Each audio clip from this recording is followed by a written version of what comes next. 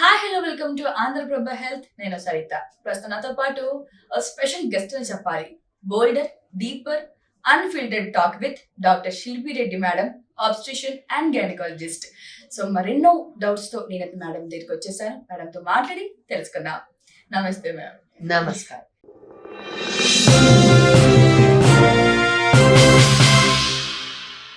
యాక్చువల్గా నేను interview start చేసే కంటే ముందు మీతో ఒక 2 నిమిషాలు మాట్లాడదామని చాలా ఎగ్జైటెడ్ అండ్ వెయిట్ తో ఉన్నాను.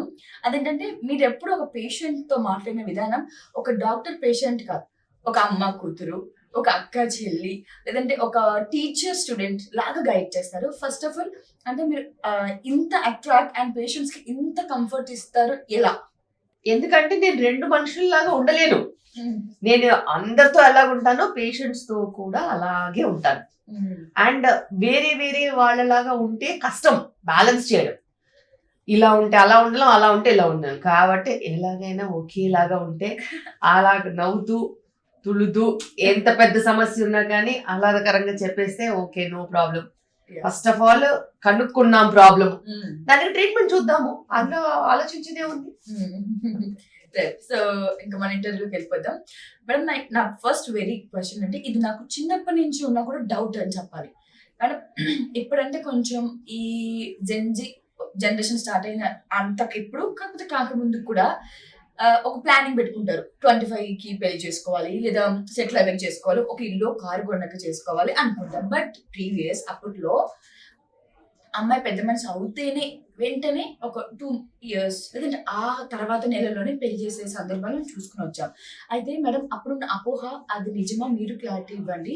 త్వరగా పెళ్లి చేయడం వల్ల త్వరగా పిల్లలు పుడితే ఒక ఏజ్ వచ్చేసరికి మళ్ళీ సెటిల్ చేయడం బాగుంటుందని వాళ్ళ థింకింగ్ ఉంటుంది. కానీ త్వరగా ఏజ్ లో పెళ్ళి అయ్యి త్వరగా పిల్లల కంటే వచ్చే పరిణామాలు ప్రయోజనాలు ఏంటో మీ మాటల్లో. అసలు ఇప్పుడున్న జెన్జీస్ పెళ్లి చేసుకుంటారంటావా? అది డౌటే. సో వాళ్ళు చేసుకుంటారు సుమా. ఎందుకంటే ఇప్పుడు మనం చూస్తున్నాం కదా, జెన్జీస్ తో ఆల్కహాల్ తాగించడం కష్టమైపోయింది. ఎందుకంటే జెన్జీస్ హెల్దీ హ్యాబిట్స్ వైపు వెళ్ళిపోయారనేసి. సో మనం అనుకున్న పాతకాలం 21 years, 22 years, 23 years మ్యారేజెస్ వస్తాయేమో, మనకే తెలుసు. సో ఎప్పుడు ఎవరిని జడ్జ్ చేయరు. ఇంకోటి ఏంటంటే పాతకాలంలో మనకి పీరియడ్స్ రాగానే వచ్చిన వెంటనే పెళ్లిళ్ళు ఎందుకు అయ్యేవంటే చాలా రకాలుగా మనం చూస్తున్నట్టయితే ఏదో మేనరికం పెళ్లిలో, చుట్టాల్లోనో, పక్కూర్లోనో సంబంధాలు చూసి ఇచ్చేసేవాళ్ళు. ఎందుకంటే అప్పట్లో పాపులేషన్ కూడా తక్కువే అండ్ రిలేషన్షిప్స్ లోనే ఎక్కువ పెళ్లిళ్ళు అయిపోయావు. కాబట్టి అలా ఒక పద్ధతి పాటించేసి చేసేవాళ్ళు. ఎందుకంటే అమ్మాయిలకి చదువు ఉండేది కాదు కదా. సో ఇంటి పని అదంతా నేర్పించేసేసి పెళ్లిళ్ళు చేసేవాళ్ళు. కానీ ఇప్పుడు ఆ పరిస్థితి లేదు. ఇప్పుడు ఖచ్చితంగా అమ్మాయిలైనా అబ్బాయిలైనా చదువుకోవాల్సిందే, వాళ్ళ కాళ్ళ మీద వాళ్ళు నిలబడాల్సిందే. ఒకసారి వాళ్ళ కాళ్ళ మీద వాళ్ళు నిలబడిన తర్వాత మన ఆంక్షలు అయితేనేమి, రిక్వెస్ట్లు అయితేనేమి, కట్టుబాట్లు అయితేనేమి వాళ్ళు పాటిస్తారని మనకి గ్యారంటీ ఏమీ లేదు. అయితే వాళ్లకున్న నాలెడ్జ్ని బట్టి, వాళ్లకున్న పరిస్థితిని బట్టి వాళ్ళు డిసిషన్స్ తీసుకుంటారు. అలా కొద్ది సంవత్సరాల వరకు టైంకి పెళ్లిళ్ళు చేసుకునే వాళ్ళు ఉన్నారు. కాంపిటీషన్ ఎక్కువైన కొద్దీ కొంచెం ముందుకెళ్తూ చదువుకున్న తర్వాత పై చదువులు అనేసి అలా లేట్ చేసిన వాళ్ళు కూడా ఉన్నారు. ఉద్యోగాలు వచ్చాక కూడా బాధ్యతలు ఎక్కువైపోయి ఉద్యోగాల దగ్గర కూడా మళ్ళీ బ్రేక్ తీసుకోవడం కష్టమని లేట్ చేసిన వాళ్ళు ఉన్నారు. కానీ ఇప్పుడున్న జెన్సీస్ చాలా స్మార్ట్ సుమా. సో వాళ్ళు ఏదైనా డిసిషన్ తీసుకుంటే వాళ్ళు అక్కడికి ఖచ్చితంగా చేస్తారు. ఎందుకంటే నాకు తెలిసి వాళ్ళు వర్క్ లైఫ్ బ్యాలెన్స్ చూస్తున్నారు. సో కష్టతరమైన పనులు చేయడానికి కూడా మేము ఇన్ని గంటలే పని చేస్తాము అని పెట్టుకున్నప్పుడు మరి మిగతా టైంలో ఏం చేస్తారు? వాళ్ళు కూడా ఫ్యామిలీ అనేది ఒకటి పెట్టుకోవాలని అనుకుంటారు. బికాస్ వాళ్ళు ఇన్ని ఆలోచిస్తున్నారు కాబట్టి they will be right track అనే నేను అనుకుంటున్నాను. యాక్చువల్గా పిల్లల్ని ఏ ఏజ్ లో కరెక్ట్ గా కనాలి, ఏ ఏజ్ లో కరెక్ట్ గా కంటే మనం మంచి పేరెంటింగ్ చేయొచ్చు అంటారు? పేరెంటింగ్ ఎప్పుడైనా మంచి ఓపిక ఉన్నప్పుడు చేస్తేనే కుదురుతుంది. ఓపికలు 20s లోనే ఉంటాయి, 30s లో ఓపికలు తక్కువ. అండ్ జనరల్ హెల్త్ ప్రాబ్లమ్స్ కూడా ఉంటాయి. అందుకే నేను మిడ్ 20s కంతా మీరు సెటిల్ అయ్యి లేట్ 20s లోనన్నా మీరు ఖచ్చితంగా ఫ్యామిలీ ప్లానింగ్ చేసుకుని ఇద్దరినన్నా కంటే మీకు 30 వచ్చేసరికి కొంచెం ఓపిక బాగుంటుంది. రెస్పాన్సిబిలిటీస్ కూడా అంత ఎక్కువగా ఉండవు. అక్కడి నుంచి గ్రోత్ అదే వస్తుంది. పిల్లలకి కాన్సన్ట్రేటెడ్ గా మనము ఎక్కువగా శ్రద్ధ పెట్టి చూసుకోవాల్సిన ఫస్ట్ 5 years. ఫస్ట్ 5 years మనం కొంచెం క్లోజ్ మానిటరింగ్ చేసుకుంటే ఆ తర్వాత వాళ్ళ స్కూళ్ళు వాళ్ళ చదువులు వాళ్ళకి కొన్ని తెలిసి వస్తాయి. వాళ్ళని మనం రెగ్యులర్ టైమింగ్ లో పేరెంటింగ్ చేసుకుంటూ వెళ్ళొచ్చు. సో ఫస్ట్ 5 years మనం కాన్సన్ట్రేటెడ్ గా మనం చూసుకోవాలి అని అనుకుంటే ఆ టైంలో మంచి సపోర్ట్ సిస్టమ్ ఉంచుకునేలా చూసుకోవాలి. రైట్.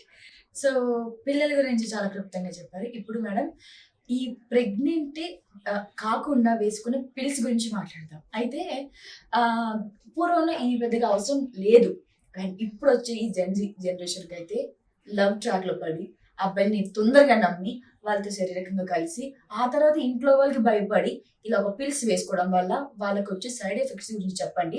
ముందుగా ఈ పిల్స్ వాడడం ఎంతవరకు correct, it is good for health or harm? Pills మనకి రకరకాలుగా ఉంటాయి. ఒకటి కాంట్రసెప్టివ్ పిల్స్, ఏదైతే కాంట్రసెప్షన్ కోసం యూజ్ చేస్తాము, ప్రెగ్నెన్సీ రాకుండా ఉండడానికి యూజ్ చేస్తాము. అవే పిల్స్ మనము ఓవర్ బ్లీడింగ్ కాకుండా వేసుకోవచ్చు. అవే పిల్స్ మనకి రెగ్యులర్ పీరియడ్స్ రావడానికి కూడా వేసుకోవచ్చు. ఆ పిల్స్ లోనే రకరకాల పిల్స్ ఉంటాయి కాబట్టి అందులో పాలిసిస్టిక్ ఓవరీస్ కి ట్రీట్మెంట్ ఉన్న పిల్స్ కూడా ఉంటాయి. సో అలా పిల్స్ అనేవి చాలా రకాలుగా ఉంటాయి. మనం దాన్ని జనరలైజ్ గా ఓన్లీ ప్రెగ్నెన్సీ రాకుండా ఉండడానికి ఇస్తామని అనడానికి లేదు. చాలా రకాల ప్రాబ్లమ్స్ లో కూడా ఓవర్ బ్లీడింగ్ సమస్యలు, అండర్ బ్లీడింగ్ సమస్యలు, ఇర్రెగ్యులరిటీ, ఇలాంటి చాలా చాలా చాలా సమస్యల్లో కూడా మనం పిల్స్ ఇస్తూ ఉంటాం. అయితే ఆ బ్రాండ్ మారుతూ ఉంటుంది, కాంపోజిషన్ మారుతూ ఉంటుంది. పాత కాలంలో అంటే చాలా హై డోస్ పిల్స్ ఉండేవి, వాటి సైడ్ ఎఫెక్ట్స్ వేరే.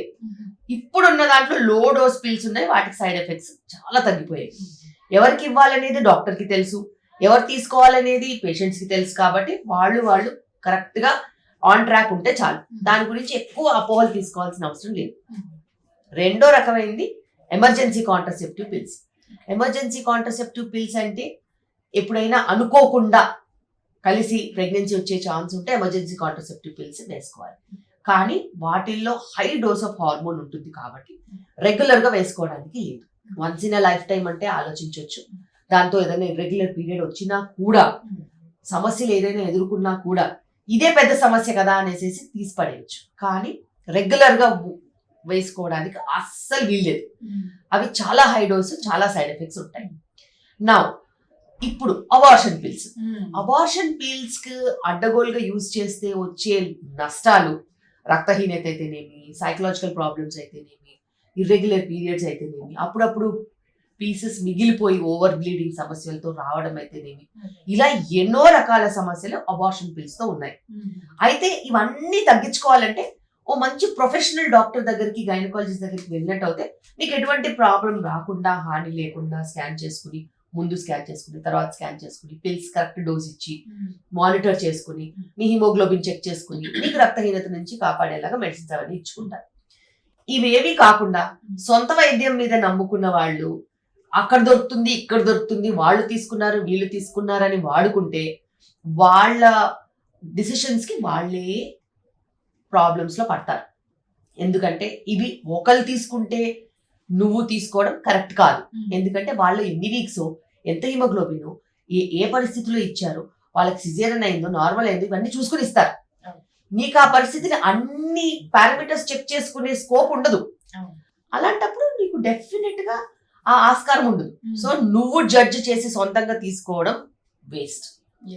ఇంకొకటి, ఎప్పుడైనా ఒకటి ఎవరైతేనేమి మనం ఎప్పుడు మాట్లాడుతూ ఉంటాం, committed relations, not committed relations. Committed relations అంటే మ్యారేజెస్ అయ్యి కమిట్మెంట్ ఉన్న రిలేషన్షిప్స్. నాన్ కమిటెడ్ రిలేషన్షిప్స్ అంటే లివ్ ఇన్ రిలేషన్షిప్స్, ఏదైనా ఇంకా ప్రేమ అనుకుంటూ ఉన్న రిలేషన్షిప్స్. ఎప్పుడైనా నాన్ కమిటెడ్ రిలేషన్షిప్స్ కి మేము చెప్పే ఒకే ఒక కాంట్రసెప్షన్ కాండమ్. అది మేల్ కాండమ్ ఉండొచ్చు, ఫీమేల్ కాండమ్ ఉండొచ్చు. వీటిని బ్యారియర్ మెథడ్స్ అంటాం. అంటే అడ్డు, స్పర్మ్ కి ఎగ్ లేకుండా అడ్డు పెట్టే మెథడ్స్. బ్యారియర్ మెథడ్సే ఖచ్చితంగా వాడుకోవాలి. ఎందుకంటే మనం ఒక్క ప్రెగ్నెన్సీనే అవాయిడ్ చేయడం లేదు, సెక్షువల్లీ ట్రాన్స్మిటెడ్ డిసీజెస్ కూడా ఉంటాయి కదా.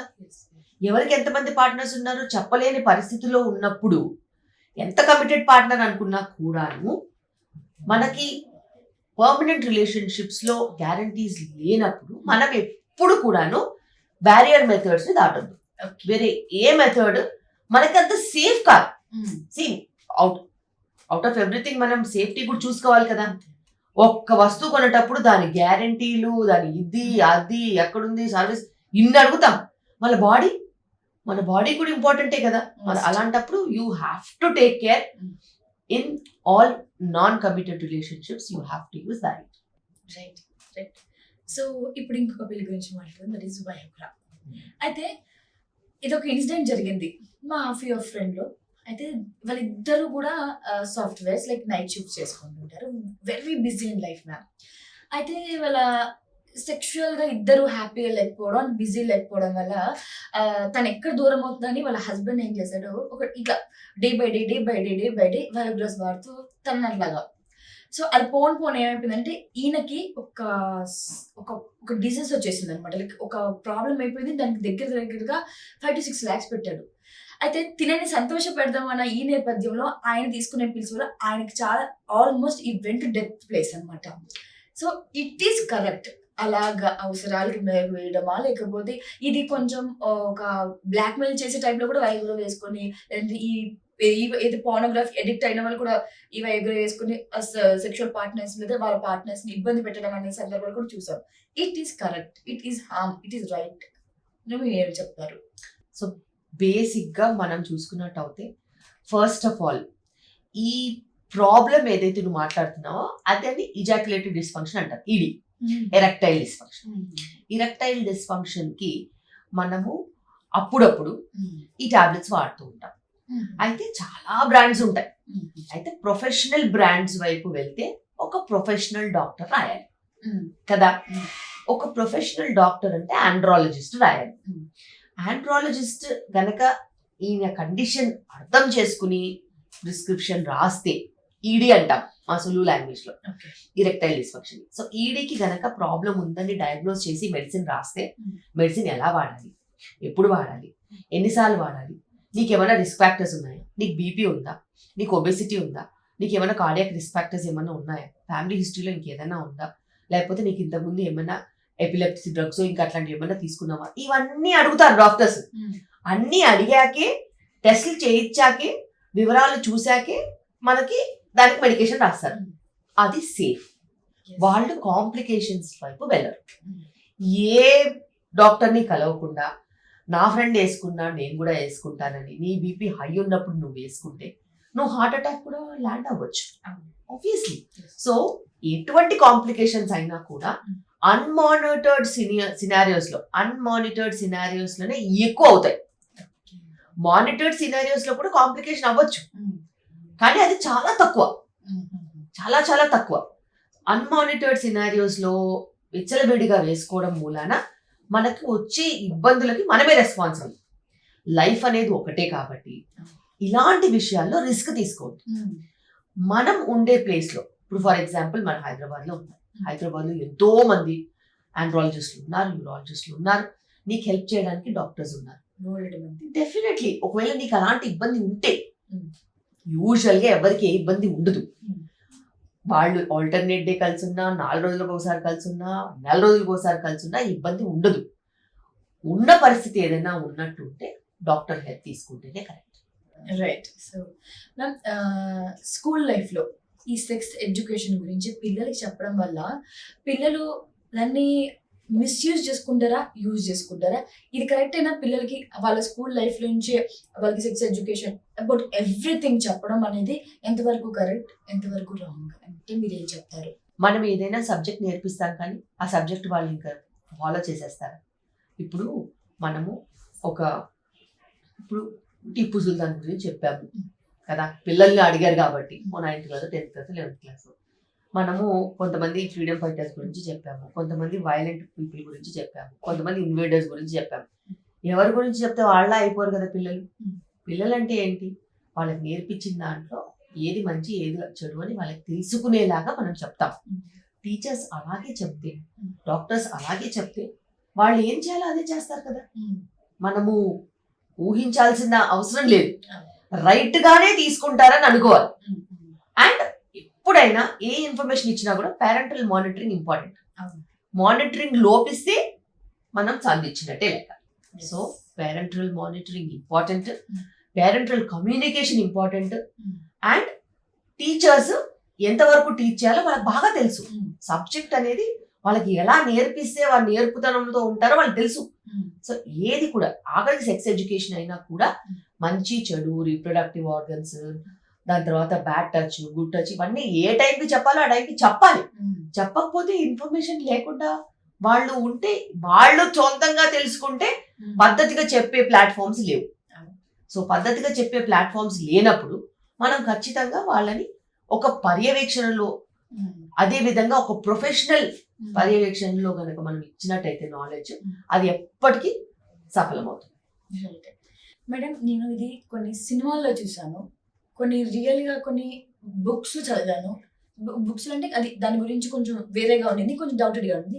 సినిమాలో ఎక్కువ చూసాను ఇది. అంటే అది నిజమా అదని నాకు ఎప్పటి నుంచి కూడా డౌట్ ఉండేది. లైక్ మేడం, వర్జినిటీ కోల్పోయేటప్పుడు మనకి బ్లడ్ వస్తేనే తను వర్జిన్, బ్లడ్ లేకపోతే వర్జిన్ కాదు. అంటే ఇలాంటి కేసెస్లో కొన్ని కేసెస్ కూడా చూసాను, భర్త భార్యను వదిలేయడం, షీఈ్ నాట్ వర్జిన్, ఎందుకంటే బ్లడ్ రాలేదు వెన్ వాళ్ళు ఫస్ట్ టైం ఇంటర్కోర్స్ చేసినప్పుడు. అయితే ఇది నిజమా మేడం? అంటే ఏంటి వర్జినిటీ అంటే వాళ్ళు అనుకునేది, ఊహించుకుంటుంది నిజమేనా? లేకపోతే ఆ వర్జినిటీ అనేది ఒక అబ్బాయి ఎలా పసిగడతాడు? వాళ్ళు పసిగట్టాల్సిన అవసరం పిచ్చోళ్ళే ఏంటి? వాళ్ళకి వర్జినిటీ ఉందా? మగవాళ్ళకి లేని వర్జినిటీ ఆడాళ్ళకి ఎందుకు ఉండాలి? అండ్ ఇలా మూర్ఖంగా ఆలోచించే వాళ్ళు అసలు పెళ్ళిళ్ళకే పనికిరారు. రిలేషన్షిప్స్కి ఎలా పనికొస్తారు? రిలేషన్షిప్ అంటే ట్రస్ట్, ఫేత్ అవన్నీ ఉండాలి. ఇంత చిన్న విషయానికి నమ్మకం లేని వాడితో కాపురం చేస్తే ఎలా ఉంటుంది? అసలు అది చాలా తప్పు. అండ్ వర్జినిటీ అనేది, హైమన్ రప్చర్ అనేది, బ్లడ్ అనేది ఇదంతా సోద్యం. అది దాంట్లో ఎటువంటి రియాలిటీ లేదు. ఎప్పుడన్నా 100 మందిలో ఎవరికన్నా ఒకరికి బ్లీడ్ అవుద్దేమో అని అందరికీ అవ్వాల్సిన అవసరం లేదు. అందులో పరీక్షలు పెట్టాల్సిన అవసరం లేదు. అది అవసరమే లేదు. ఎందుకంటే ఎవ్వరికి వర్జినిటీ టెస్ట్ ప్రూవ్ చేసుకోవాల్సిన అవసరం లేదు. రైట్. సో మాస్టర్బేషన్ గురించి మాట్లాడినట్టయితే ఐదర్ మేల్ ఆర్ ఫీమేల్, ఇది నేను ఒక 4-5 ఇంటర్వ్యూస్, ఒక డాక్టర్ ఇంటర్వ్యూ చూసినప్పుడు ఇది చూసింది.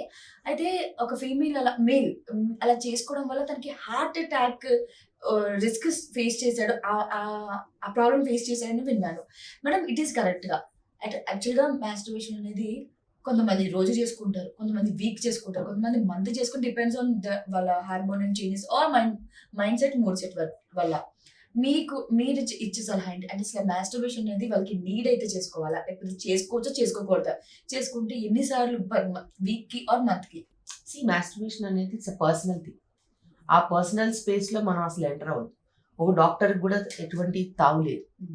అయితే ఎప్పుడైనా కానీ 2 ఉంటాయి, ఒకటి హెల్దీ, ఒకటి unhealthy.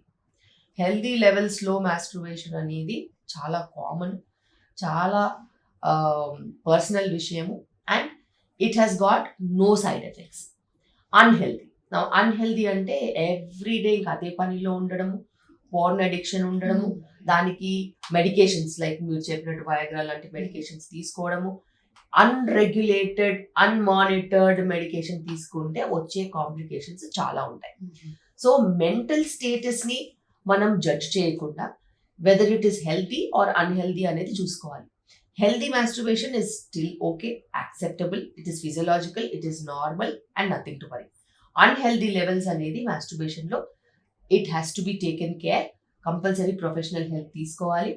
It's like an addiction కాబట్టి డి అడిక్షన్లోకి వెళ్ళాలి. రైట్. సో సెక్స్ లైఫ్ గురించి ఒక కపుల్స్ వచ్చినప్పుడు మీరు కౌన్సిలింగ్ ఇస్తూనే ఉంటారు ఆబ్వియస్లీ, అండ్ హెల్దీ సెక్స్ గురించి చెప్తుంటారు. సో చెప్పినప్పుడు మీరు ఎలాగ వాళ్ళని కౌన్సిలింగ్ చేస్తుంటారు అనమాట? హెల్దీ సెక్స్ గురించి చెప్తారా వాళ్ళకి, లేకపోతే ఎలాగ వాళ్ళని కౌన్సిలింగ్ చేస్తారు? ఇప్పుడున్న పరిస్థితిలో ఎవరు ఏ టైంలో వర్క్ చేస్తున్నారు, ఎవరు ఏ టైంలో డ్యూటీకి వెళ్తున్నారు, ఎవరికి లీవ్ ఉంది, ఎవరికి లీవ్ లేదు, ఎవరికి ఎన్ని ఇంట్లో పనులు ఉన్నాయో దాన్ని బట్టే అందరూ సెక్స్ లైఫ్ వెళ్తుంది. సో మనము ఒకరికి కౌన్సిలింగ్ ఇవ్వాల్సి వస్తే 2 సిచ్యువేషన్స్ ఉంటాయి. హెల్దీ సెక్షువల్ లైఫ్ ఉన్న వాళ్ళకి మనం అసలు ఏం చెప్పే పని లేదు. At least 2 to 3 times in a week కలిసి ఉంటున్నారని అంటే నాట్ అన్ ఇష్యూ. అది వాళ్ళకి నార్మల్ అవ్వచ్చు. అన్లెస్ ఒకళ్ళ రిక్వైర్మెంట్స్ ఎక్కువ, ఒకళ్ళ రిక్వైర్మెంట్స్ తక్కువ ఉంటే తప్పితే, మిస్ మ్యాచ్ ఉంటే తప్పితే మనకు ఆ ప్రాబ్లమ్స్ ఉండవు. రెండో కేటగిరీ ఏమవుతుందంటే వాళ్ళు చాలా బిజీ అయిపోయి అసలు వారానికి ఒకసారి కూడా కలవకపోవడం, మంత్కి ఒకసారి కూడా కలవకపోవడం, దూరంగా ఎక్కడెక్కడో ఉండడం, అవుట్ స్టేషన్ నుంచి ట్రావెల్ చేసి రావడం, లేకపోతే ఉన్నా కూడా బిజీగా ఉండడం, లేకపోతే ఒకరికి డే డ్యూటీ ఒకరికి నైట్ డ్యూటీ ఉండడం, అసలు సెక్షువల్ ఓరియంటేషన్ లేకపోవడం, లేకపోతే అసలు వాళ్ళకి అసలు ఇంటెన్షన్సే రాకపోవడం, జస్ట్ ఫ్రెండ్స్ లాగా బతికేస్తున్నారు అని అనుకుంటేనే మనకు అక్కడ ప్రాబ్లమ్స్ ఎక్కడున్నాయో వెతకాల్సిన అవసరం ఉంటుంది. కొన్నిసార్లు వాళ్ళకి కొంతమంది ఏ సెక్షువల్ ఉండొచ్చు, వాళ్ళకి ఎటువంటి సెక్షువల్ ఫీలింగ్స్ రావు, అది కూడా కొన్నిసార్లు వాళ్ళ స్వతహాగా వాళ్ళకి అది నార్మల్ ఉండొచ్చు. కొంతమందిలో తక్కువ సెక్షువల్ ఫీలింగ్స్ ఉంటాయి. అలాంటప్పుడు మనం ఏదైనా వైటమిన్స్ లోపం ఉందా, ఏముందా సార్ చెక్ చేసుకొని, ఇమోషనల్ ఇన్స్టెబిలిటీ ఉందా, ఫైనాన్షియల్ ఇన్సెక్యూరిటీస్ ఉన్నాయా, లేకపోతే ఏదైనా హెల్త్ రిలేటెడ్ ఇష్యూస్ ఉన్నాయా, మనం అనుకున్నట్టు ఇరెక్టైల్ డిస్ఫంక్షన్ ఏదైనా ఉందా, అలాంటివి ఏదైనా ఉంటే ప్రొఫెషనల్ హెల్ప్ తీసుకుంటే మనకి సరిపోతుంది. అండ్ అన్ని చోట్ల అన్ని వేళలా ప్రత్యేకంగా మనం సొల్యూషన్ ఎతకాల్సిన అవసరం లేదు. అవంతలవే మనకి సొల్యూషన్స్ కనబడతాయి. And it's all about one intention కరెక్ట్గా ఉంటే మన ట్రీట్మెంట్ ఈజీగా తీసుకోవచ్చు. సో ప్రెగ్నెన్సీ ప్లాన్ చేసినప్పుడు కపుల్స్ యాక్చువల్గా వాళ్ళకి కొంతమంది అవగాహన ఉంటుంది ఇప్పుడు ఉన్న ఫాస్ట్ జనరేషన్, ఇంకొంతమందికి ఇప్పటికీ స్టిల్ ఈ డేట్లో కలిస్తే బాగుంటుందా, పీరియడ్స్ వచ్చాక డాక్టర్స్ చెప్తారు కదా 14-13 days ఉంటే కలిస్తే తొందరగా ప్రెగ్నెన్సీ వస్తుంటాయి, హెల్తీ ప్రెగ్నెన్సీ వస్తుందని అనుకుంటుంటారు. యాక్చువల్గా కపుల్ ప్రెగ్నెన్సీకి ప్లాన్ చేసినప్పుడు ఏ డేట్స్లో ప్లాన్ చేస్తే పీరియడ్స్ సైకిల్ స్టార్ట్ అయిన తర్వాత అవుతే బాగుంటుందా, బిఫోర్ అవుతే బాగుంటుందా, ఏ డేస్లో ప్లాన్ చేస్తే బాగుంటుంది?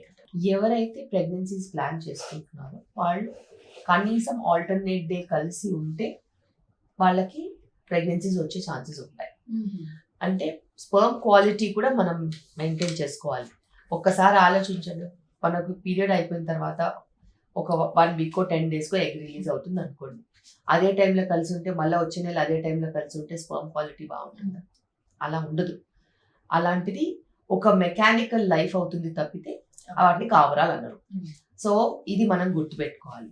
చాలా చాలా important. At least 2 to 3 times in week కలిస్తే వాళ్ళకి హెల్తీ సెక్షువల్ యాక్టివిటీ ఉన్నట్టు, ప్రెగ్నెన్సీ వచ్చే ఛాన్సెస్ మంచిగా ఉన్నట్టు. పీరియడ్ అయిపోయిన తర్వాత నుంచి అట్లీస్ట్ ఆల్టర్నేటివ్ కలిసి ఉంటారు. సో డెలివరీకి వచ్చే వాళ్ళకు ఒక్కొక్కరు ఒక్కొక్క కేసు చూస్తారు, వింత వింత వాళ్ళని చూస్తుంటారు మీరు. అయితే కొంతమందికి ఒక పిచ్చి ఉంటుంది ఏంటంటే మాకు పెళ్ళైన రోజు అంటే వాళ్ళకి అంటే ఆ దగ్గరలో ఉన్నప్పుడు మా పెళ్లి డేట్ లోనే మా బాబు పుడితే బాగుండు, పెళ్లి డేట్ లోనే మా కూతురు పుడితే బాగుండు, లేదంటే నా బర్త్డే నా కొడుకు బర్త్డే ఒక రోజు ముందు వస్తే బాగుండు, ఇట్లాగా డేట్లు పెట్టుకుంటుంటారు. ముహూర్తం కొంతమంది పెట్టుకుంటుంటారు. సో మీ దగ్గరికి ఇప్పుడు ఇలాంటి ఒక వింత కేసులు వచ్చింటే ఒక్కటి ఏదైనా షేర్ చేసుకుంటారు మాతోటి? ఎందుకు ఉండవు. లాస్ట్ వీక్ కూడా మేము నా మ్యారేజ్ డే ఉంది, నాకు అదే రోజు డెలివరీ కావాలని వచ్చారు. సో లక్కీలీ ఏంటంటే తన ఫైండింగ్స్ మంచిగా ఉన్నాయి కాబట్టి సరేలే చూద్దాం అనేసి నేను మేము మామూలుగా ఎగ్జామినేషన్ చేసి పంపించాను. అలాగే వాళ్ళు మధ్యాహ్నము లేబర్ పెయిన్స్ తో వచ్చి సండే రోజు సాయంత్రం డెలివరీ అయ్యారు. వాళ్ళ పెళ్లి సో అలా జరుగుతాయి. ఇంకొకరు ఈరోజు అమావాస్య ఉంది, మండే అంటే మండే అనుకుంటా అమావాస్య ఉండింది, మాకు మండే ఎట్టి పరిస్థితుల్లో డెలివరీ వద్దు అని చెప్పారు. నేను సాటర్డే వాళ్ళని చూసి చెప్పాను, ఈ ఫైండింగ్స్ బాగున్నాయి, కొంచెం సర్వీక్స్ లాంగ్ ఉంది, అయినా 39 weeks దాటిపోతుంది, బేబీ మోషన్ పాస్ చేసే ఛాన్సెస్ ఉంటాయి, మీరు అడ్మిట్ అయిపోండి, మీరు అడ్మిట్ అవుతే డెలివరీ అవుతారు, మీరు సండే అడ్మిట్ అవ్వండి, మేము మానిటర్ చేసుకొని మండే డెలివరీ చేద్దాం, 40th week లో ఉన్నాను అని అంటే వాళ్ళు మండే అమావాస్య ఉంది, మేము అస్సలు అడ్మిట్ అవ్వము, సండే ఎట్టి పరిస్థితుల్లో అడ్మిట్ అవ్వమంటే నో ప్రాబ్లం, ఇప్పుడు ఏముంది, పెయిన్స్ వస్తే రండి, పెయిన్స్ రాకపోతే ఇట్స్ ఓకే, మీరు వెళ్ళండి, మండే రోజు చూస్తానని చెప్పి పంపించాను. మండే రోజు వచ్చారు. మండే రోజు వస్తే నేను చూసి ఫైండింగ్స్ బాగున్నాయి, ఎలాగో ఈరోజు అష్టమి అనుకుంటా, అష్టమి ఉంది అని అంటున్నారు కదా, ఈరోజు ఏం అడ్మిట్ అవుతుంది, రేపు అడ్మిట్ అవ్వండి, ఎల్లుండి అవుతుందిలే డెలివరీ అని పంపిస్తే తను అదే రోజు అష్టమి రోజు సాయంత్రమే వాటర్ బ్రేక్ అయ్యి వచ్చింది, మోషన్ పాస్ చేసింది బేబీ, ఎమర్జెన్సీలో సెక్షన్ చేయాల్సి వచ్చింది. సో ఈ 40 weeks మమ్మల్ని ఇలాగే ఇబ్బంది పెడుతున్నాయి. అయ్యే వాళ్ళు మంచిగా 38-39 weeks కి అయిపోతారు, 40 weeks కి వచ్చేసరికి ఈ మోషన్ పాస్ చేసే టెండెన్సీ కొంచెం ఉంటుంది కాబట్టి ఈ అష్టము నవలు అనుకుంటే కుదరని పని. సో ఇట్లా మాకు రోజు ఉంటది. ఈ అష్టమి అనేది అట్లీస్ట్ వన్స్ ఇన్ మంత్ వస్తుంది, అమావాస్య నెలకు ఒకసారి వస్తుంది. ఇది కాకుండా మాకు మంగళవారాలు పనికిరాదంటారు కొంతమంది, శనివారాలు పనికిరాదు అంటారు కొంతమంది. సో ఇట్లా చాలా రకాలుగా పేచీలు ఉంటాయి. సో మూఢనమ్మకాలు ఎలా డీల్ పట్టుకుని చేస్తుంటారు మమ్మల్ని కూర్చోబెట్టి శాంతంగా చెప్తూ ఏమీ చెప్పదు. మీరు ఎట్లా చేస్తే అట్లా చేద్దాం పదండి అని చెప్తాం. ఎందుకంటే వాళ్ళకి మనము బోధించేదంతా టైం వేస్ట్. బికాస్ వాళ్ళ ఫ్రేమ్ వర్క్ బ్యాక్గ్రౌండ్ లో సెట్ ఉంటుంది, దాన్ని మనం మార్చలేము. సరే మీరు ఏదనుకుంటే అది, మీరు వెళ్ళండి, లేబర్ పెయిన్స్ వచ్చినప్పుడు రండి చాలు అని చెప్పి పంపిస్తున్నాం ప్రస్తుతానికి. సో ఇప్పుడున్న జనరేషన్ మొత్తం కూడా అంటే కార్పొరేట్ హాస్పిటల్స్ అంటే భయమే చేస్తుంది కొంతమందికి. like మిడిల్ క్లాస్ అవ్వచ్చు, బిలో మిడిల్ క్లాస్ పైన ఉన్న వాళ్ళు ఎలాగో మంచి హాస్పిటల్కి అప్రోచ్ అవుతారు. అయితే మనం చాలా మంది కూడా ఒకవేళ నార్మల్గా అయ్యే పరిస్థితులు ఉన్నా కూడా డబ్బులకు ఇది అవ్వో లేకపోతే దేనికో సి సెక్షన్ చేయడానికే ఎక్కువ ప్రయారిటీ ఆ ఇస్తారు. రోజులు పోయాయి. మిడిల్ క్లాస్ వాళ్ళని చూస్తే మాకే భయం వేస్తుంది. నార్మల్ అవ్వమంటే సెక్షన్ కావాలని చెప్పి బోల పెడుతున్నారు. అర్థమైందా? ఎప్పుడో పోయినాయి. ఇదంతా నాన్ సెన్స్. ఎందుకంటే నేను నా హాస్పిటల్లో నార్మల్ అయినా సెక్షన్ అయినా same pricing, there is no difference. ఇంకా అక్కడ ఏం చేయడానికి లేదు. అండ్ నార్మల్ అయినా సెక్షన్ అయినా మొత్తం టీం అంతా ఉంటాము, ఎవరికైనా ఏ అన్యాయాలు జరగవు. మేము ఇప్పుడున్న పరిస్థితిలో సెక్షన్ ఫోర్స్ చేయడం కాదు, మా మీద సెక్షన్లు ఫోర్స్ చేస్తున్నారు. మా అమ్మాయి నొప్పి తట్టుకోదు, మీరు సెక్షన్ చేయండి. రేపు తెల్లారితే మంచి ముహూర్తం లేదు, మీరు సెక్షన్ చేసేయండి. రాత్రి డెలివరీ అవుతుందంటే రాత్రి టైం బాగాలేదు, 4 గంటల వరకు మంచి టైం ఉంది, సెక్షన్ చేసేయండి. ఇలా సెక్షన్ ని అడ్డగోలుగా వాడుకునే మంది ఉన్నారు తప్పితే, మాతో సెక్షన్లు చేయిస్తున్నారు తప్పితే, మేము ఎవరికి సెక్షన్ చేయాల్సిన పరిస్థితిలో ఇప్పుడు మేము లేము. ఎందుకంటే ఒకసారి టీమ్ ప్రాక్టీస్ వచ్చిన తర్వాత ఏ టెన్షన్స్ ఉండవు. నా అబ్సెన్స్ లో నాకంటే కెపాసిటీ ఉన్న వాళ్ళు ఉంటారు, మానిటరింగ్ ఉంటుంది, ఎవరికి ఏ కంగారు పడాల్సిన అవసరం లేదు. అండ్ లేబర్ అన్న తర్వాత మనం దానికి మంచిగా టైం ఇవ్వాలి. ఎప్పుడైనా మదర్ కి స్ట్రెస్ లేకపోతే ఫాస్ట్ గా డెలివరీ అవుతుంది. నాకు ఇలాగే అవ్వాలి అని తన మీద స్ట్రెస్ పెడితే అవ్వదు. రైట్. సో దాని గురించి మాట్లాడితే ఎక్కువ డాక్టర్స్ అంటే మా సిస్టర్కి అయితే 3 ఆపరేషన్లే. తనకి ఫస్ట్ నార్మల్ అవుతుంది అని అనుకున్నాం, బట్ ఆ డాక్టర్ ఎందుకు చేస్తుందో ఎలా చేస్తుందో మాకు తెలియదు, 3 అలాగే అయిపోయింది. అయితే మీ వరకు వస్తే మీరు ఎక్కువ శాతం నార్మల్కే చేస్తారు, అండ్ ట్విన్స్ బేబీ వచ్చినా కూడా ప్రయత్నించి అది పేషెంట్ చాయిస్. మనము ఒక ప్రెగ్నెంట్ ఉమెన్ చాయిస్ ని గౌరవించాలి. ఓకే, నా దగ్గరికి నార్మల్ డెలివరీ కావాలని వస్తే నేను 100% ప్రయత్నిస్తాను. అదే ఒక ప్రెగ్నెంట్ ఉమెన్, మేడం నాకు నార్మల్ అంటే భయము, మీరు సెక్షన్ చేయండి అని వస్తే, తనకి తన కండిషన్స్ ని బట్టి ఏది బెస్టో అది చేస్తాం. తను సెక్షన్ అడిగినా కూడా, సెక్షన్ ఈ రోజు అనుకుంటే రేపు అయిపోద్దా చెప్పు, అసలు అవ్వదు కదా. అలాంటి పరిస్థితి ఏదైనా ఉంటే మేము డాక్టర్స్ గా ఖచ్చితంగా చేస్తాం. Because nothing is beyond mother's health. ఒకవేళ మదర్స్ హెల్త్ లో సెక్షన్ అయ్యేలా లేదు, నార్మల్ అయ్యేలా లేదు, సెక్షన్ అయ్యేలా ఉందని తను అనుకుందనుకో, ఖచ్చితంగా తనకి సెక్షన్ అవ్వాల్సింది సెక్షనే చేస్తాం, జాగ్రత్తగా చేస్తాము. మంచి ఎక్స్పీరియన్స్ ఉన్న వాళ్ళు ఉంటాం కాబట్టి పర్ఫెక్ట్ గా సిజేరియన్ అయినా కూడా పర్ఫెక్ట్ రిజల్ట్స్ తో ఉంటాయి. అది చూసుకుంటాం తప్పితే మీకు నార్మలే చేయాలి, మాకు సెక్షనే చేయాలని ఎప్పుడు ఎవరికి ఉండదు. అనుకూలమైన పరిస్థితుల్లో ఏది మంచి అని అనుకుంటే అటు వెళ్ళిపోతూ ఉంటుంది decision. Right. So one of my ఫ్యామిలీలో జరిగిన ఒక ఇన్సిడెంట్ మీతో షేర్ చేసుకుంటాను, ఒక కేసు గురించి మేడం. అయితే మీరు మనం దీని గురించి డెలివరీస్ గురించి మాట్లాడుతున్నాం కాబట్టి, అయితే వన్ ఆఫ్ మై సిస్టర్, తనకి 2 నార్మల్ డెలివరీస్. అయితే డెలివరీ అయిపోయింది, పిల్లలు బాగానే ఉన్నారు, హ్యాపీ లైఫ్. అయితే రాను వాళ్ళ హస్బెండ్ ఏం టార్చర్ మొదలుపెట్టారంటే, నీకు నార్మల్ డెలివరీ అయింది, అక్కడ పార్ట్ లూజ్ అయిపోయింది, నేను నీతో ఇంకో సెక్షన్లో నాకు నువ్వు సాటిస్ఫై ఇవ్వట్లేదు, ఐ వాంట్ ఇంకొక అమ్మాయిని పెళ్లి చేసుకుంటా, నువ్వు ఉండు తను ఉంటుందని. ఇలాంటి కేసెస్ ఎప్పుడు మీకు ఎదురైనాయా? ఇది విన్నప్పుడు మీ మాటలు ఏంటి? మనము డెలివరీ అయిన తర్వాత తీసుకోవాల్సిన జాగ్రత్తలు కరెక్ట్ గా తీసుకుంటే ఎటువంటి పరిస్థితుల్లో కూడా మనకి ఇలాంటి సమస్యలు రావు. పాత కాలంలో 10 మంది డెలివరీస్ ఎలా అయ్యేవి? కాపురాలు చేస్తేనే కదా కన్నారు 10 మందిని. వాళ్ళలా వేరే దారులు పట్టుకుని వెళ్ళారా? లేదు కదా. సో డెలివరీ అయిన తర్వాత మన బాడీని మనం వదిలేయకుండా దాన్ని కూడా పట్టించుకుని బేబీని ఎలాగైతే చూసుకుంటాం, బేబీకి ఫీడింగ్ ఇవ్వాలి, బేబీకి క్లెన్లీనెస్ మెయింటైన్ చేయాలి, బేబీకి స్లీప్ ప్యాటర్న్ మెయింటైన్ చేయాలి, బేబీకి యాక్టివిటీస్ మెయింటైన్ చేయాలి, అలాగే మన బాడీ కూడా మన స్లీప్ ప్యాటర్న్ మనం మెయింటైన్ చేసుకోవాలి, డయట్ మెయింటైన్ చేసుకోవాలి. బేబీకి 1 గంట సేపు మసాజ్ చేసి రుద్దడం కాదు, బేబీ అసలు అడగదు. మనం అట్లీస్ట్ కీగిల్స్ ఎక్సర్సైజెస్ చేసుకోవాలి, పెల్విక్ ఫ్లోర్ స్ట్రెంథనింగ్ ఎక్సర్సైజెస్ చేసుకోవాలి. ఇవన్నీ చాలా సులువుగా అవుతాయి. అండ్ దానికి ప్రత్యేకంగా ఓ పొజిషన్ లో కూర్చొని చేసుకోవాల్సిన అవసరం లేదు. నువ్వు డైలీ యాక్టివిటీస్ చేసుకుంటూ కూడా కీగిల్స్ ఎక్సర్సైజెస్ చేసుకోవచ్చు. దాంతో పెల్విక్ ఫ్లోర్ స్ట్రెంథనింగ్ వస్తుంది. ఒకవేళ నువ్వు చేసుకోలేని పరిస్థితి ఉంది, నీకు ఏదైనా దానికి ట్రీట్మెంట్ కావాలి అనుకో, మన దగ్గర ఆల్ఫాన్సో చైర్ అని ఉంటుంది. ఆల్ఫాన్సో చైర్ లో ½ an hour కూర్చుంటే నువ్వు ఫీడింగ్ ఇస్తూ కూర్చోవచ్చు, లేకపోతే బేబీ చెకప్ వచ్చినప్పుడు వ్యాక్సినేషన్ వచ్చినప్పుడు కూర్చోవచ్చు. వీక్లీ వన్స్ ఒక 10 sittings కూర్చుంటే ఆల్ఫాన్సో చైర్ నీకు ఎంత లేదన్నా 12,000 to 20,000 Kegels exercises ½ an hour లో ఇస్తుంది. సో దాంతో మనకి పెరినియల్ మజిల్స్ మంచిగా టైట్ గా అవుతాయి. అదొకటి. దాని తర్వాత ఒకవేళ ఇంకా వెజైనా కూడా రిలాక్స్ ఉన్నట్టు వీళ్ళకి ఏమైనా అనిపిస్తే వెజైనల్ లేజర్స్ ఉన్నాయి. వెజైనల్ లేజర్స్ మనకు అక్కడ లైనింగ్ ని మళ్ళా కొంచెం కొలాజన్ డెవలప్ అయ్యేటట్టు చేసి టైట్నింగ్ తీసుకొస్తాయి అన్నమాట.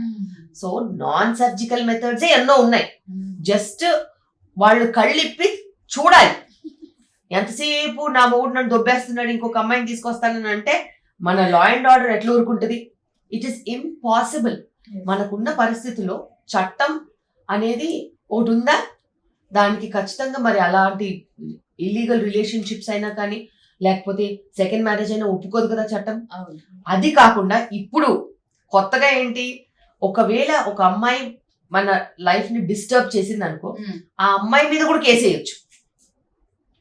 లీగాలిటీస్ ఇంత స్ట్రాంగ్ గా ఉన్నాయి.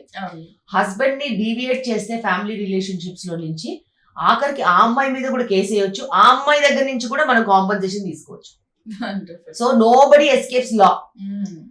సో వీళ్ళు ఎలాగో తప్పించుకోలేరు, వీళ్ళు కూడా లీగలీ లయబుల్. ఎవరైనా డీవియేట్ చేసినా అమ్మాయి కూడా లయబుల్. రైట్. నాకు ఇంకొక డౌట్ ఉంది మేడం.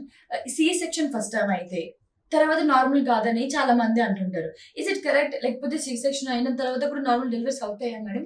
డెఫినెట్ గా సిజేరియన్ సెక్షన్ తర్వాత కూడా నార్మల్ డెలివరీస్ అవుతాయి. అయితే కారణం ఏంటో మనం తెలుసుకోవాలి. సిజేరియన్ ఎందుకు అయింది? ముహూర్తానికి అయింది అనుకో, తర్వాత నార్మల్ ఎందుకు అవ్వదు? సో తల్లి యొక్క కరెంట్ పరిస్థితి అనేది చాలా చాలా ఇంపార్టెంట్. ఇప్పుడు వాళ్ళ కరెంట్ పరిస్థితి తన ఆరోగ్యకరంగా ఉంది, కుట్ల దగ్గర నొప్పి లేదు, స్కార్ థిక్నెస్ 4-5 mm కంటే ఎక్కువగా ఉంది, 38 weeks అయిపోయింది, మంచి కండిషన్ ఉంది, జనరల్ కండిషన్ బాగుంది, ఎక్సర్సైజ్ అంతా మంచిగా చేసింది, తను హెడ్ మంచిగా ఫిక్స్ అయింది, కిందికి వచ్చింది, సర్విక్స్ 1-2 centimeters ఓపెన్ ఉంది. ఇలాంటి కండిషన్స్ కనుక మనకు మంచిగా కలిసి వచ్చినప్పుడు మనం హాయిగా నార్మల్ డెలివరీ చేసుకోవచ్చు. వజైనల్ బర్త్ ఆఫ్టర్ సిజేరియన్ అనేది మనకి వీబ్యాక్ అంటాము. వీబ్యాక్ కూడా చేసుకోవచ్చు. మేము రెగ్యులర్ గా ఇక్కడ వీబ్యాక్స్ చేస్తాం. అయితే వీబ్యాక్స్ కి ఎప్పుడైనా కానీ ఒక 4 members ని వీబ్యాక్ కి పెట్టామనుకో, 2 members to 3 members normal delivery అవుతారు. అందులో ఒకరికో ఇద్దరికో మళ్ళీ స్కార్ పెయిన్ డెవలప్ అయ్యో, లేకపోతే బేబీ మోషన్ పాస్ చేసో, లేకపోతే బేబీ హార్ట్ బీట్ పైకి కిందికి అయ్యో, లేకపోతే వీళ్ళే నొప్పి ఎక్కువ అవుతుందని గోల్ చేసో మళ్ళీ సిజేరియన్ చేయించుకుంటారు. లేకపోతే సిజేరియన్ అవుతుంది కండిషన్ ని బట్టి. సో వీబ్యాక్స్ 100% వీబ్యాక్ అవ్వవు, 50 to 75% వీబ్యాక్ అవుతాయి. మంచి ఐడియల్ క్యాండిడేట్ ఉండి కరెక్ట్ గా ముందుకెళ్తే అవుతాయి. అయితే వీబ్యాక్ లో ఒక చిన్న లుసుకు కూడా ఉంటుంది. మీకు ఎప్పుడైనా చాలా సార్లు ఏం చేస్తారంటే నాకు వీబ్యాక్ అవ్వాలని స్కార్ పెయిన్ వస్తుందో మాకు చెప్పరు. మరి అలాంటప్పుడు కుట్ల దగ్గర నొప్పి వస్తే కూడా చెప్పనప్పుడు కుట్లు ఓపెన్ అయిపోతే బేబీకి రిస్క్ ఉంటది కదా. సో అలా స్ట్రెస్ పెట్టుకోవద్దు, రిలాక్స్డ్ గా ఉండాలి, గమనించుకుంటూ ఉండాలి. And you have to watch symptoms. Problems తప్పించుకోవడానికి కదా మనము నార్మల్ డెలివరీ చేసుకుంటాం. మళ్ళీ ప్రాబ్లం తెచ్చుకుంటే ఇంకెందుకు చెప్పు. సో అలా కూడా అవుతాయి, అవ్వవని కాదు. డాక్యుమెంటెడ్ ఎవిడెన్స్లు ఉన్నాయి కాబట్టి మనం సంతకాలన్నీ కూడా కరెక్ట్ గా అలాగే తీసుకుంటాం. సో వీబ్యాక్ అనేది ఎంత మంచిదో బేబీకి మదర్కి, అలాగే వాళ్ళు కరెక్ట్ గా చెప్పలేకపోతే రిస్క్ కూడా ఉంటుంది. రైట్. సో చాలా మంది ఉమ్మనీరు పగిలిపోతే టెన్షన్ పడిపోతుంటారు, ఇంట్లోనో లేకపోతే ఇక్కడ గాబరా అయిపోతుంటారు. అయితే ఉమ్మనీరు పగిలిన తర్వాత ఎన్ని అవర్స్ లో డెలివరీ అనేది అవుతుంది మేడం? ఉమ్మనీరు పగిలినప్పుడు వాళ్ళకి ఒకవేళ దగ్గరలో హాస్పిటల్ లేకపోతే ఇలాంటి ప్రికాషన్స్ తీసుకోవాలి, ఏం చేయాలి ఫస్ట్ ఆ బేబీ పగలగానే? ఎప్పుడైనా కూడా ఉమ్మనీరు కనుక పోయినట్టు అయితే మీరు కంగారు పడకుండా చాలా చాలా ప్రశాంతంగా ఫస్ట్ మీరు సర్దుకున్న వాటిని పెట్టేసుకుని మీరు బుక్ చేసుకున్న హాస్పిటల్కి వెళ్ళాలి. Mm. ఎందుకంటే మీరు ఒకవేళ Mm.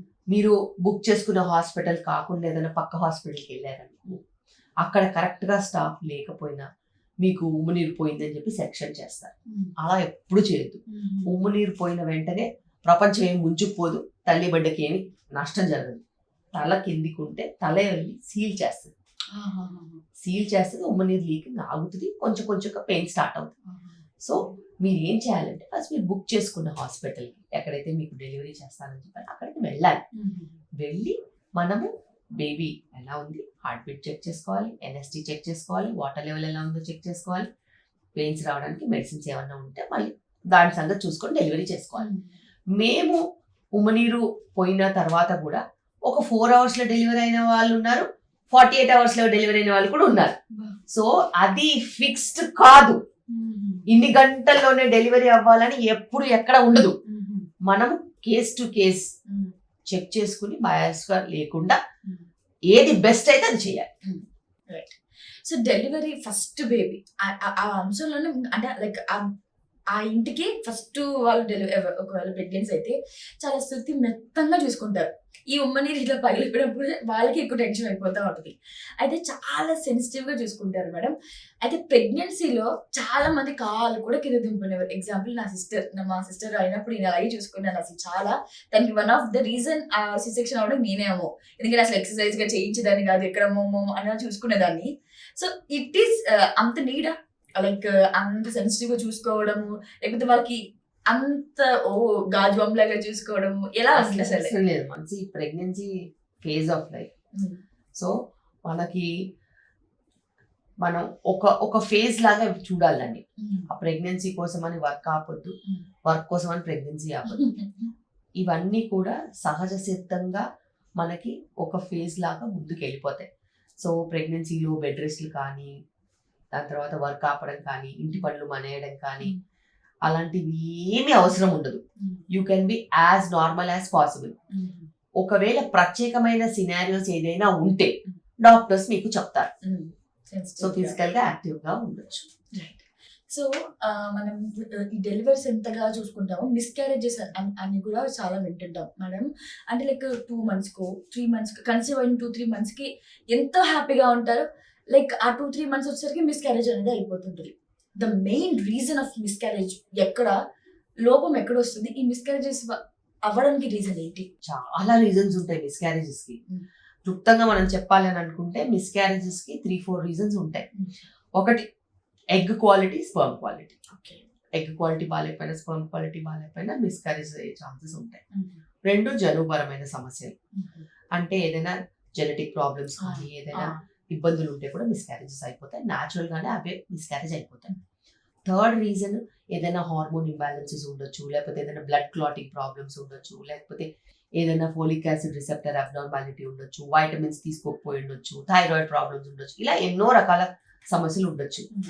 ఎప్పుడైతే ఎవరికైనా మిస్క్యారేజ్ అవుతుందో ఇలా అందరికీ అవుతుంది, దీనికి మనం టెస్టులు చేసుకోవాల్సిన అవసరం లేదు, మళ్ళీ ఇంకో ప్రెగ్నెన్సీ వచ్చాక చూసుకోవచ్చు అని అనుకోవద్దు.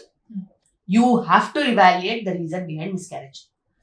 మేల్ ఫ్యాక్టరా, ఫీమేల్ ఫ్యాక్టరా, హార్మోన్సా, జెనెటికా ఖచ్చితంగా తెలుసుకోవాలి. ఎందుకంటే 2-3 సార్లు మిస్క్యారేజ్ అయిపోయిన తర్వాత తెలుసుకోవడం అనేది మూర్ఖత్వం. ఎప్పుడైనా ఏదైనా కారణం ఉండి మిస్క్యారేజ్ అవుతే మటుకు మనం తెలుసుకోవాల్సింది. రైట్. సో మీకున్న ఇన్ని ఇయర్స్ ఎక్స్పీరియన్స్ లో వన్ డేంజరస్ కేసు గురించి చెప్పాలంటే ఏం చెప్తారు? ఆ కేసు అయ్యో బాబా never before ever after this case రా అది అనిపించింది అంటే మీ లైఫ్ లో ఒక్క కేసు గురించి మాకు బ్రీఫ్ గా. ఎన్నో కేసెస్ మనము కాంప్లికేషన్స్ ఉన్నాయి, మనం డీల్ చేస్తూ ఉంటాం. ఎప్పుడైనా కాంప్లికేషన్స్ ఉన్న పేషెంట్స్ తో మనము ముందుకు వెళ్తున్నప్పుడు వాళ్ళకి ఆల్రెడీ కాంప్లికేషన్స్ ఉన్నాయి కాబట్టి వాళ్ళతో మనకి ఇబ్బందులు రావు, వాళ్ళకి తెలుసు వాళ్ళ కాంప్లికేషన్స్ ఉన్నాయి. అన్కాంప్లికేటెడ్ కేసెసే మనకి పెద్ద తలనొప్పి. అలా ఒకటి అవును. ఇప్పుడు మనకి డెలివరీ అనేది పునర్జన్మ అని ఎందుకు చెప్తారు? బికాస్ డెలివరీలో ఏమైనా అవ్వచ్చు కాబట్టి. సో అలాంటి ఒక కేసు పోస్ట్ డెలివరీ మదర్ కి పీపీహెచ్ అయింది. పీపీహెచ్ అంటే post partum haemorrhage. Post partum haemorrhage కొంచెం బేబీ వెయిట్ ఎక్కువ ఉన్నా, ఉమ్మనీరు ఎక్కువ ఉన్నా, ఓవర్ డిస్టెన్షన్ అయిపోయినా, డయాబెటీస్ ఉన్నా, ఇలా బిగ్ బేబీస్ డెలివరీ అయినా పోస్ట్ పార్టం హెమరేజ్ అవ్వచ్చు. వాళ్ళు అలా వచ్చి అడ్మిషన్ అవుతారు డెలివరీకి. మన అదృష్టం బాగాలేకపోతే అలా మన వైపు వచ్చి మంచిగా అడ్మిట్ అయిపోతారు. అడ్మిట్ అయిపోయిన తర్వాత డెలివరీ కూడా అవుతారు. లాస్ట్ డెలివరీ మంచిగానే ఉండే, లాస్ట్ డెలివరీ మంచిగానే ఉండే అని చెప్పి అడ్మిట్ అయిపోతారు. డెలివరీ అయిపోయిన తర్వాత కదా అంత పెద్ద బేబీ అంత పెద్ద యూట్రస్ లో నుంచి బయటకు వచ్చేసిన తర్వాత ఇంకా యూట్రస్ కాంట్రాక్ట్ అవ్వడానికి రెసిస్టెన్స్ చూపిస్తుంది. దాన్నే పీపీహెచ్ అంటారు. పోస్ట్ పార్టమ్ హెమరేజ్ లో కొన్ని నిమిషాల్లోనే కొన్ని లీటర్ల బ్లడ్ లాస్ అవుతుంది. ఎందుకంటే యూట్రస్ కాంట్రాక్ట్ అయ్యి గట్టిగా అయితేనే ఆ వెజల్స్ ఏవైతే బ్లీడ్ అవుతూ ఉంటాయో సీల్ అవుతాయి. ఆ సీలింగ్ అవ్వడానికి యూట్రస్ కాంట్రాక్ట్ అవ్వాలి. యూట్రస్ కాంట్రాక్ట్ కానప్పుడు ఎటోనిక్ పీపీహెచ్ అంటారు. ఆ ఎటోనిక్ పీపీహెచ్ ఇలా నేను చెప్పిన కారణాల వల్ల అవ్వచ్చు. సో అలా వాళ్ళు బ్లడ్ లాస్ అవుతున్నప్పుడు అది మనకి కంట్రోల్ చేయడానికి ఎక్కడ దారి ఉండదు. అయితే దానికి కొన్ని పద్ధతులు ఉంటాయి. కొన్ని ఇంజెక్షన్స్ ఉంటాయి, బెలూన్స్ ఉంటాయి, కొన్ని వాస్కులర్ అక్లూషన్స్ అని ఉంటాయి. అవన్నీ కూడా చేస్తాం. అవన్నీ అన్ని చోట్ల అవైలబుల్ ఉండవు. కానీ అవి స్టెప్ వైజ్ గా చేయడానికి కూడా మనకి బ్లడ్ లాస్ అవుతూ ఉంటుంది. So it's ticking clock. Every 5 minutes కి ఒక 500 ml బ్లడ్ లాస్ అవుతుంది అనుకో. సో మనము విత్ ఇన్ 10 minutes 5 minutes ఇచ్చేయాలి మెడిసిన్స్. 5 minutes లో మనము బలూన్ వేయాలి, 5 minutes లో టాంపోనేట్ చేయాలి, 5 minutes లో అనెస్థీషియా అంటారు చూసుకోవాలి ఎక్కడి నుంచి బ్లీడ్ అవుతుందా అనేసి. 5 minutes 10 minutes లోపు మనము బ్లడ్ లీక్ అయిపోతున్నప్పుడు అప్పుడు ట్రాన్స్ఫ్యూజన్స్ ఇస్తాం కదా. ఒక పేషెంట్ కి ఆల్మోస్ట్ 30 ట్రాన్స్ఫ్యూజన్స్ ఇచ్చాం. అంత బ్లడ్ లాస్ ఉండింది. వాళ్ళు లాస్ట్ కి ఏమంటారు, మేము నడుచుకుంటూ వచ్చాం, మాతో ఇలా ఎలా జరుగుతుంది అంటారు. అంటే వాళ్ళకి తెలుసు కానీ ఒప్పుకోరు. వాళ్ళు ఏదో చాలా గొడవ చేయడానికి ట్రై చేశారు. ఇది known complication. 3.5 kg baby delivery అయినప్పుడు, ఉమ్మనీరు ఎక్కువగా ఉన్నప్పుడు, డయాబెటీస్ అని తెలిసి కూడా బాగా తిండి పెట్టినప్పుడు ఇవన్నీ తెలియదు. డెలివరీ అయిన తర్వాత వచ్చే కాంప్లికేషన్స్ మనము ముందస్తుగా ఏమని చెప్తాం, వచ్చిన ప్రెగ్నెంట్ ఉమెన్ కల్లా నీకు పీపీహెచ్ రావచ్చు అని చెప్పలేం కదా. నీకు వచ్చినప్పుడు అది వచ్చిందని చెప్తాం. అది నోన్ కాంప్లికేషన్ కాబట్టి అది మేనేజ్ చేయాలి. ఇప్పటికీ మన హాస్పిటల్స్ లో బ్లడ్ బ్యాంక్ ఉన్నది, అన్నీ ఉన్నాయి కాబట్టి మంచిగా సర్వైవ్ అయ్యి నడుచుకుంటూ పేషెంట్ వెళ్ళిపోయింది. కానీ ఆ ఇన్సిడెంట్ దగ్గర నుంచి వెళ్ళిపోయేంత వరకు రోజు హింసే. అంతేకాదు రకరకాల మంది ఫోన్ చేస్తూ ఉంటారు, రకరకాల వాళ్ళు ఎందుకు ఇట్లా అయిందని అడుగుతూ ఉంటారు. అది నోన్ కాంప్లికేషన్స్ అని తెలిసినప్పటికి కూడా జనాలు వాళ్ళ వరకు వస్తే ఒప్పుకోరు. సో నాకు అప్పుడు అనిపించింది, ఇంకా మనము ఎంత స్ట్రిక్ట్ గా డైట్ మెయింటైన్ చేస్తానో నేను, అంతకన్నా స్ట్రిక్ట్ గా ఉంటే తప్పితే మనకి ప్రాబ్లమ్స్ అనేవి రాకుండా ఉండవు. Big babies, chubby babies, higher weight babies తో వచ్చే అతి పెద్ద ప్రాబ్లం పీపీహెచ్. అది మదర్ లైఫ్ నే తీసుకెళ్ళిపోతుంది. ఇది అర్థం చేసుకోకుండా అడ్డగోలుగా ఫుడ్ పెడతారు. సో అది చాలా చాలా ప్రమాదకరం, మీకే ప్రమాదకరం. మేము హాస్పిటల్లో ఉంటాము, మాకు బ్లడ్ బ్యాంక్స్ ఉంటుంది, మేము లైఫ్ సేవ్ చేయడానికి ఎన్నో ప్రొసీజర్స్ ఉంటాయి. ఎంబాలిజం దగ్గర నుంచి మనము బ్లాక్ చేసేస్తాం వెజల్స్. అలా ఎన్నో రకాల ప్రొసీజర్స్ ఉన్నప్పటికీ life threatening procedure PPH. So food గురించి చెప్పారు కాబట్టి మేడం, ప్రెగ్నెంట్ ఉన్నప్పుడు ఇది శుతిమెత్తగా బాగా వాళ్ళు చూసుకోవడం వల్ల ఎక్కువ ఫుడ్ పెట్టేస్తారు. వాళ్ళకి cravings food cravings, pregnancy cravings ఈ మధ్య కొత్తగా వచ్చాయి. సో నైట్ టైం వెళ్ళి ట్యాంక్ బండ్ దగ్గర ఐస్ క్రీమ్ తినడం, సో బర్గర్స్ తినడం, పిజ్జాస్ తినడం, ఇలా బాగా యాక్చువల్గా ప్రెగ్నెంట్ ఉమెన్స్ ఈ life food and life style ఎలా ఉండాలి అంటారు? ప్రెగ్నెంట్ ఉమెన్ అసలు బయట ఫుడ్ తినదు. ఫస్ట్ ఆఫ్ ఆల్ ఏది తినాలనుకున్నా వాళ్ళు వంట చేసుకుని తినాలి. అదర్వైజ్ క్యాలరీస్ బర్న్ చేయండి. వేరే వాళ్ళు వండి పెడితే క్యాలరీస్ తిని కూర్చుంటే చాలా కష్టం. ఫిజికల్ యాక్టివిటీ లేకపోతే డయాబెటీస్ వచ్చే ఛాన్స్ ఉంటుంది. ఇష్టపడినట్టు ఫుడ్ తింటే షుగర్ పెరిగే ఛాన్స్ ఉంటుంది. ప్రెగ్నెన్సీ అసలే ఇండియాలో డయాబెటీస్కి చాలా నంబర్ 1 ఉన్నాం మనం డయాబెటీస్లో. ఎందుకంటే ఎక్కడి నుంచి అయితే అరికట్టాలో అక్కడి నుంచి అరికట్టట్లేదు కాబట్టి, అనవసరమైన ఫుడ్కి ఎక్స్పోజ్ అవుతున్నాం కాబట్టి, ఫిజికల్ యాక్టివిటీస్ తగ్గిపోతున్నాయి కాబట్టి ఇది చాలా పెద్ద సమస్య. ఎర్లీ ఏజెస్ ప్రెగ్నెన్సీ బెటర్ అంటారా? ఆఫ్టర్ 30+ ఏజెస్ కి డిఫరెన్స్ ఏంటి? ఖచ్చితంగా mid-20s to late 20s pregnancies మంచివి. ఆఫ్టర్ 30 ఫర్టిలిటీ డ్రాప్ అవుతుంది.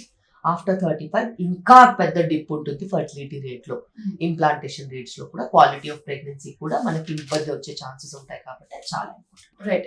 సో ఎర్లీ ఏజెస్ లో మనకి అమ్మాయి పుట్టిన అబ్బాయిలు పుట్టిన యాక్సెప్ట్ చేసే సమాజం రాను ఏమైపోతుందంటే అబ్బాయిలు కావాలి అమ్మాయిలు కావాలని చూజన్ చేసుకొని చేస్తుంటారు. సో దీనికి సంబంధించి ఒక వీడియోలో మీరు చెప్పంగా విన్నాను, ఒక ఒక మారుమూల ప్రాంతంలో ఇలా స్కానింగ్ చేసి అబ్బాయి నిర్ధారణ, అమ్మాయి నిర్ధారణ చేశారన్నారు. ఒక్కసారి దాని గురించి మీ మాటల్లో. లింగ నిర్ధారణ అనేది ప్రెగ్నెన్సీలో నేరం.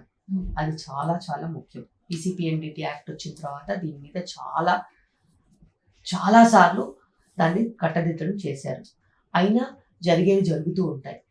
కానీ ఇప్పుడున్న పరిస్థితుల్లో అసలు ప్రెగ్నెన్సీసే రావట్లేదు. నువ్వు ఆడపిల్లేది మగపిల్లది అసలు పట్టించుకునే దిక్కు లేదు. ఒక్క ప్రెగ్నెన్సీ ఉంటే చాలని అనుకునే రోజు వస్తుంది. సో ఇవన్నిటికీ కూడా ప్రకృతి పరిష్కారం వెతుకుతుంది. సో ఇప్పుడున్న పరిస్థితుల్లో ప్రకృతే పరిష్కారం వెతికేసింది. జనాలు నన్ను వాడుకుంటున్నారు, నేను వీళ్ళని వాడుకుంటాను. సో ఏదో ఒక్క బేబీ ఉంటే చాలు మాకు, ఒక్క బేబీ అని అడిగే రోజులు వచ్చినాయి. And smoking and consumption, drinking, లేదా ఏదైనా కూడా substance abuse not at all accepted pregnancy టైంలో before pregnancy also. Okay, they have to stop everything before planning pregnancy. ఖచ్చితంగా ఎటువంటి దురలవాట్లు ఉన్నా కూడా, ఇంక్లూడింగ్ అధికంగా ఆహారం తీసుకోవడం, అడ్డగోలుగా తిరగడంతో పాటు. మన ప్రెగ్నెన్సీ గురించి మాట్లాడుతున్నాం కాబట్టి లాస్ట్ ఇంకొక చివరిగా ఏంటంటే ఈ వెయిట్ లాస్ మాఫియా. సో ఈ ప్రెగ్నెన్సీ ఉన్నప్పుడు ఓవర్గా ప్రెగ్నెంట్ అయిపోతుంది అని చెప్పి ఈ వెయిట్ లాస్ మాఫియా ఏంటంటే కొంతమంది సోకాల్ క్లినిక్స్ పెట్టేసుకొని ఇవి వాడితే బాగుంటుంది, ఈ టాబ్లెట్స్ వాడితే బాగుంటుంది, ఇది సర్జరీ చేసుకుంటే బాగుంటుంది అని చెప్తూ ఉంటారు. ప్రెగ్నెన్సీ టైంలో అలా వెళ్ళడం కరెక్టా, చేయడం కరెక్టా మీ మాట? ప్రెగ్నెన్సీ రాకముందే స్థూలకాయ సమస్యలు ఏదైనా ఉన్నా, అధిక బరువు ఉన్నా వెయిట్ తగ్గించుకోవాలి 100%. అండ్ ప్రెగ్నెన్సీకి ముందు ఖచ్చితంగా హెల్దీ మెథడ్స్లోనే వెయిట్ లాస్ అవ్వాలి. Diet, exercise and discipline, sleep pattern కరెక్ట్గా ఉండాలి. మనం ఆలోచించే విధానం కరెక్ట్గా ఉంటేనే మన ఆరోగ్యం కరెక్ట్గా ఉంటుంది. ఆరోగ్యం కరెక్ట్గా ఉంటేనే గుడ్ ఎగ్ క్వాలిటీ ఉంటుంది, ప్రెగ్నెన్సీ రేట్స్ బాగుంటాయి. ప్రెగ్నెన్సీలో ఏది పడితే అది తిని, ఎవరు పెడితే అది పెట్టేసింది, నాకు క్రేవింగ్స్ అనే పేరుతో అడ్డగోలుగా తింటే ప్రెగ్నెన్సీలో వెయిట్ పెరిగినప్పుడు వచ్చే సమస్యలు చాలా ఎక్కువ, ఇంక్లూడింగ్ మదర్ కి, బేబీకి. సో అలాంటప్పుడు ఇద్దరికి హానికరం అన్నప్పుడు ఎందుకు ఎంకరేజ్ చేయాలి? ఎంకరేజ్ చేయొద్దు. సహజ సిద్ధంగా దొరికే చిరుధాన్యాలు అయితేనేమి, లేకపోతే వెజిటబుల్స్ అయితేనేమి, మంచి ప్రోటీన్ రిచ్ డయట్ ఇస్తేనే మనకి ప్రెగ్నెంట్ ఉమెన్ కి కరెక్ట్. అది మనం ఖచ్చితంగా చూసుకోవాలి. ఒకవేళ ప్రెగ్నెన్సీలోనే మంచిగా డయట్ కరెక్ట్ గా తీసుకుని వెయిట్ మేనేజ్మెంట్ కరెక్ట్ గా ఉంటే డెలివరీ అయిన తర్వాత బ్రెస్ట్ ఫీడింగ్ మీద మనం కాన్సన్ట్రేషన్ పెడితే పెరిగిన వెయిట్ అంతా మళ్ళీ తగ్గిపోతారు. బ్రెస్ట్ ఫీడింగ్ ఎక్స్క్లూజివ్ గా ఇచ్చినట్టు అయితే వాళ్ళకి కూడా ఆ సాటిస్ఫాక్షన్ ఉంటుంది, వెయిట్ లాస్ కూడా ఉంటుంది, హెల్త్ కూడా మెయింటైన్ అవుతుంది. ముందు కూడా దీర్ఘకాలిక వ్యాధులు రావు, షుగరు, బీపీ లాంటివి రావు. ఇది మనం గమనించుకోవాలి. ఇది తరతరాలుగా మనకి జరుగుతూనే వస్తుంది. వెయిట్ ప్రెగ్నెన్సీలో పెరిగినా డెలివరీ అవ్వగానే వెయిట్ తగ్గుతారు, మళ్ళీ నార్మల్ వెయిట్కి వస్తారు. కానీ ఇప్పుడు అలా జరగట్లేదు. ప్రతి ప్రెగ్నెన్సీకి వచ్చే 10-20 కిలోల వెయిట్ అలాగే ఉండిపోతుంది. ఎందుకంటే మదర్స్ బ్రెస్ట్ ఫీడింగ్ కూడా ఇవ్వట్లేదు కాబట్టి. బ్రెస్ట్ ఫీడింగ్ లో చాలా సౌకర్యాలు తెచ్చారు తప్పితే ఆ హ్యాబిట్ ని ముందుకు తీసుకెళ్ళలేకపోతున్నారు. నీ వల్ల అవ్వట్లేదు, ఫార్ములా ఇచ్చి, నీ వల్ల అవ్వట్లేదు, ఫార్ములా ఇచ్చి, ఇలా నెగటివ్ టాక్ ఉన్న వాళ్ళ దగ్గర ఉన్నంత వరకు అది ప్రమోట్ చేయలేదు. పాజిటివ్ టాక్ ఉండాలి. ఇంతకుముందు ఏదెక్కడ ఉందండి, ఫార్ములా ఎక్కడ ఉండింది? అసలు లేదు. ఖచ్చితంగా ఎన్నో సంవత్సరాల వరకు కూడా బ్రెస్ట్ ఫీడింగ్ ఇచ్చేవారు. అవును. ఇప్పుడు గవర్నమెంట్ ఆఫ్ ఇండియా 6 months అన్న ఎక్స్క్లూజివ్ బ్రెస్ట్ ఫీడింగ్ ఇవ్వాలని చెప్పి మెటర్నిటీ లీవ్ ఇస్తోంది. అది లాభం తీసుకునే వాళ్ళలో కూడా మనం బ్రెస్ట్ ఫీడింగ్ ప్రోత్సహించినా కూడా వాళ్ళు తీసుకోలేకపోతున్నారు. బికాస్ అది కన్సిస్టెంట్ గా ఎవ్రీ 2 hours ఇవ్వాల్సిన ప్రక్రియ, తల్లి బిడ్డకు ఉండాల్సిన కెమిస్ట్రీ అది వాళ్ళిద్దరికి ఉండాలి. దాన్ని కూడా చాలా సార్లు ఇట్స్ ఎ టాస్క్ కింద చూస్తే, నాకు ఇదే పనా, నేను ఇది తప్పితే ఇంకేం చేయొద్దా, నా లైఫ్ ఏది అని వెతుక్కునే వాళ్ళు కూడా ఉంటారు. అలా ఉండడం అనేది తప్పు కాదు, బట్ నువ్వు అది తెలిసే ముందుకెళ్ళు. అది ఓవర్ నైట్కి వచ్చిన రెస్పాన్సిబిలిటీ కాదు. సో మీరే ఆలోచించి ఏది మంచి ఏది కాదో మీరు చూసుకోవాలి. అండ్ వెయిట్ అనేది చాలా చాలా ఇంపార్టెంట్. మీరు మీ చేతులారా తెచ్చుకునేదే ఈ ప్రాబ్లం, ఏదో ఇచ్చేసేది కాదు. హార్మోన్ ఇంబ్యాలెన్స్ అయినా ఏదైనా కూడా చేతులారా తెచ్చుకునేదే. ఏ ప్రాబ్లంకైనా సొల్యూషన్ ఉంటుంది. హెల్త్కి మనం పెద్దపీట వేస్తే ట్రీట్మెంట్ అనేది ఖచ్చితంగా జరుగుతుంది. దానికి మనము పట్టించుకున్నంత వరకు మనం స్థూలకాయ సమస్యలతో బాధపడుతూనే ఉంటాం. దానికి రకరకాల ప్రాబ్లమ్స్ ఇంక్లూడింగ్ బీపీలు, షుగర్లు, కొలెస్ట్రాల్, క్యాన్సర్లు అన్ని వాటికి కారణం.